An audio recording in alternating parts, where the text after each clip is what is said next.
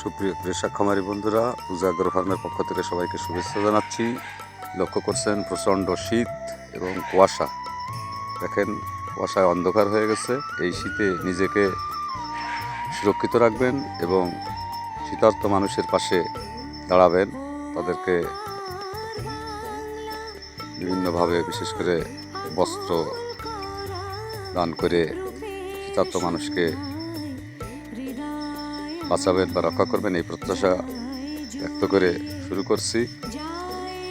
মূলত আমরা যে বিষয়টা নিয়ে আজকে আলোচনা করতে যাচ্ছি সেটা হচ্ছে, এই যে দেখছেন, আমরা আজকে আমাদের বড় ধান রোপণের একেবারে শেষ দিন। শুধুমাত্র বীজতলার যে জমিটা, এই জমিটা আমরা শেষ মুহূর্তে চাষ দিতে পারিনি, পাওয়ার ঢুকতে পারিনি। সেই জন্য আমরা কোদাল দিয়ে কুপিয়ে বীজতলাটাকে ধান রোপণের জন্য প্রস্তুত করছি এবং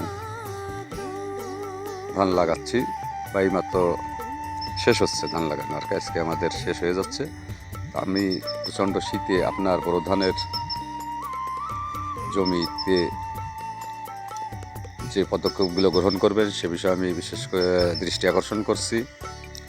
প্রথমে যে কাজটি করবেন, অবশ্যই জমিটাকে থালার মতো সমান করবেন, অর্থাৎ কোথাও উঁচু কোথাও নিচু যেন না থাকে। এই যে দেখেন, একেবারে থালার মতো সমান।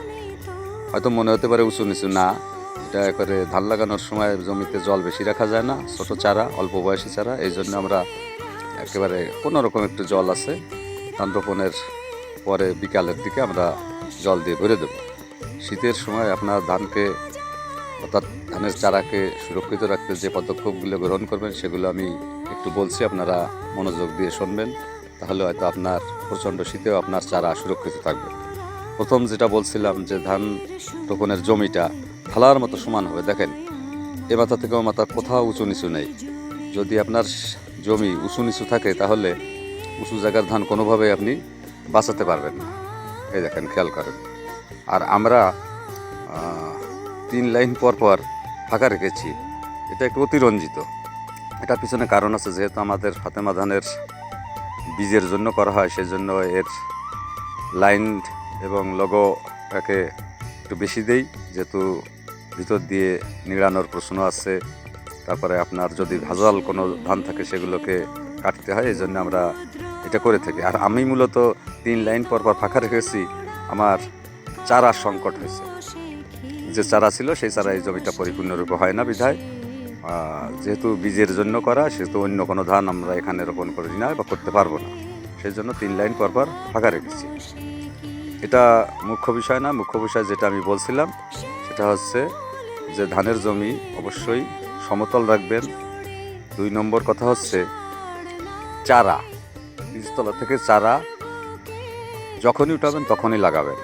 আজকে উঠায় 3 দিন পরে লাগাবেন বা 5 দিন পরে লাগাবেন, এই চারা কিন্তু কোনোভাবে এই শীতে বাঁচাতে পারবেন না। সেই জন্য এক পাশ দিয়ে চারা তুলবেন, অন্য পাশ দিয়ে ধান রোপণ করবেন। আর যারা অলরেডি করে ফেলছেন তাদের বলি, দুঃখিত, জমিতে না পারলে আগাছানাশক বা এই জাতীয় কোনো কিছু ব্যবহার করবেন না। অতিরঞ্জিত মাত্রায় রাসায়নিক সার ব্যবহার করবেন না। আর রাত্রে সবসময় গরম জল বা গরম পানি দিয়ে ধানের গোড়ায় অন্তত 1 ইঞ্চি 2 ইঞ্চি জল বেঁধে রাখবেন, তাহলে আপনার ধান একটাও মরবে না শীতে। আমি আরেকবার বলছি, প্রথম কথা হচ্ছে যখনই চারা তুলবেন তখনই চারা লাগাবেন, ধানের জমি সমান রাখবেন, অতিরিক্ত মাত্রায় রাসায়নিক সার ব্যবহার করবেন না এবং চারা দ্রুত রোপণ করবেন, আগাছানাশক ব্যবহার করবেন না এবং সবসময় ছিপছিপে জল রাখবেন।